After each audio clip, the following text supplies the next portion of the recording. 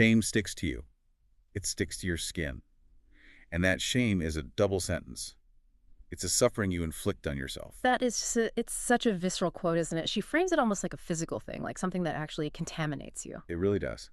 And that whole idea of shame as a prison you build for yourself, that's really the heart of what we're talking about today.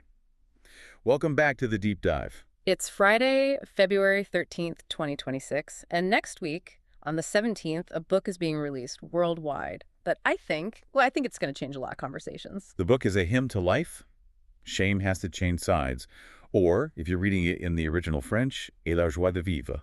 The author is Gisèle Pelicot. And that's a name that for the last couple of years has become this incredible symbol of resilience. Right. I mean, if you've been following the news at all, you know the basics. The Mazan rape trial, the 51 convictions, her husband drugging her for a decade.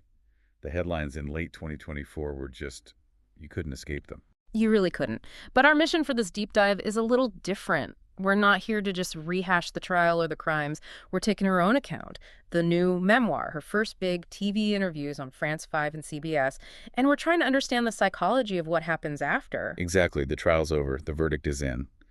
But what does life look like when you find out the last 50 years of your life were built on a lie? Yeah. How do you even begin to reconstruct who you are? Well, to get there, I think you have to start, at the moment, everything was demolished. You have to understand the before, because the depth of the betrayal, it only really hits when you see what she thought she had. And what she had, according to the book, was just shockingly normal.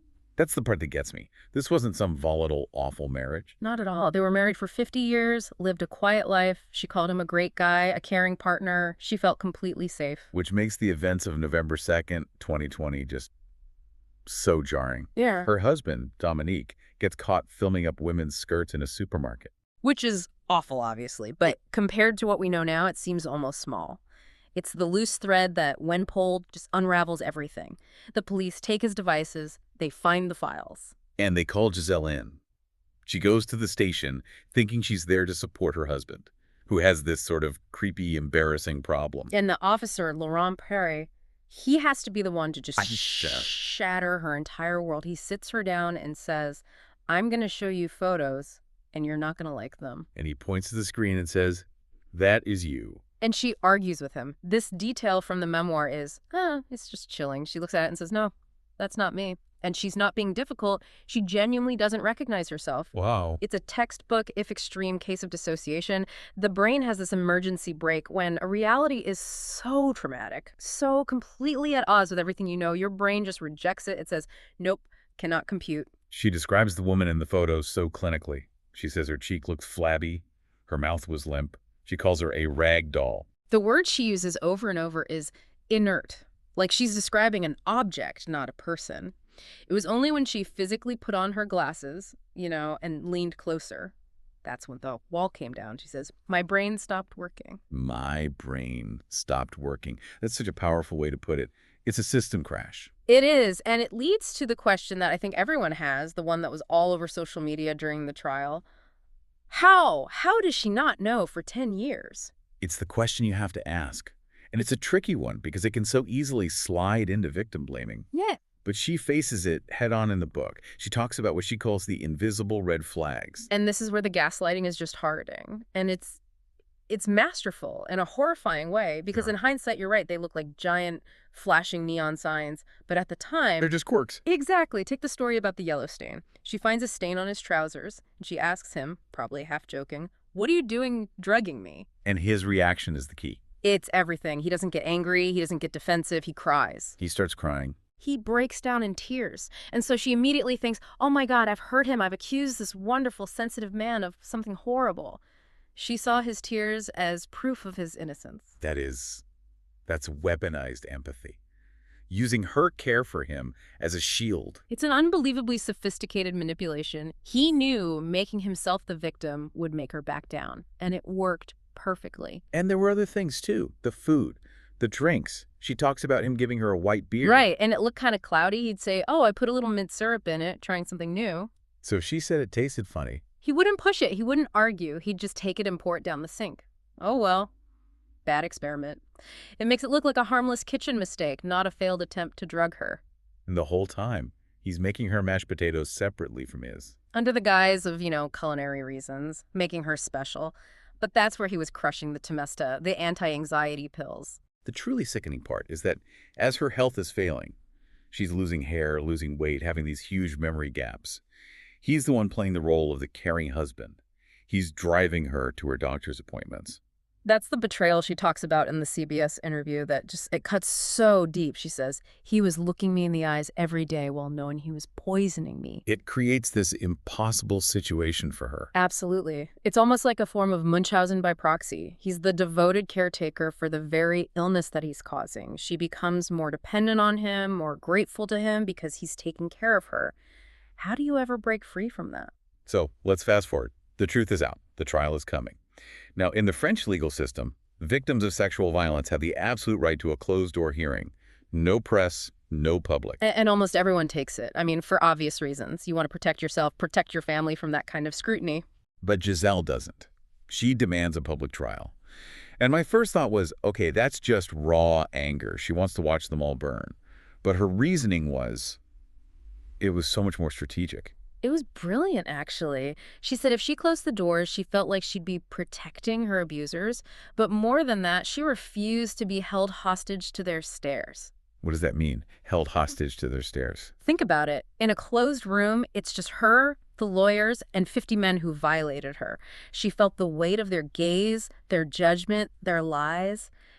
It would just crush her. She would be the sole focus of all that negative energy. So by opening the doors, she flipped the power dynamic. She brought in the public, the journalists, the cameras.